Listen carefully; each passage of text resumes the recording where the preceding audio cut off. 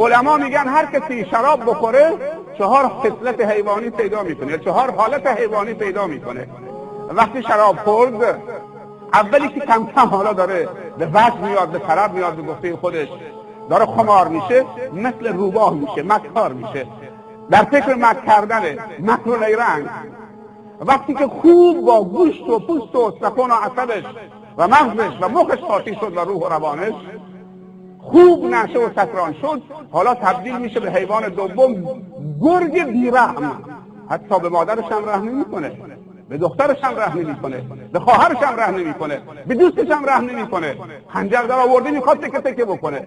سکران، عقلشو از دست داده، شرور شده، جرأت گناه پیدا کرده. میگن یکی از خصلت‌های شراب این که به انسان جرأت گناه میده، بلند پروازی در معصیت خدا میده، از هیچ چیزم نمیترسه، چیزی نداره که بخواد براش حفظ بکنه، همه چیزش از دست داده. نه از رفتن آبروش، نه از دست دادن مال، شخصیتش، هیچ چیزش براش مهم نیست. مرحله دوم شرابخوری تبدیل به گرگ بیرحم میشه.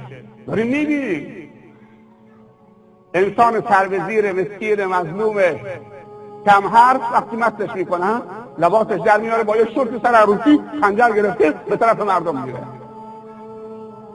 گرگ میشه. مرحله سوم میشه تبدیل به خرس. خرسی که تیر خورده، هنوز قدرت داره ولی خون از بدنش داره میریزه، همجور کم کم داره ضعیف میشه ولی هنوز داره عربده میکشه.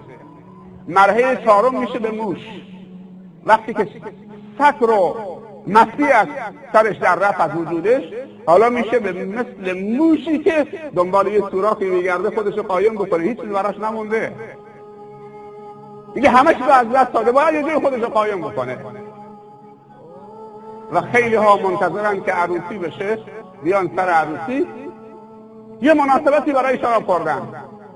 بازار شراب فروشا و مواد فروشا تو عروسی ها گرمه، خصوصا شراب. از عصر با همدیگه توانی میکنن، یه نفر میخره، یه نفر جا پیدا میکنه میخورن. شب عروسی ها ساز بدون شراب نمیچسته.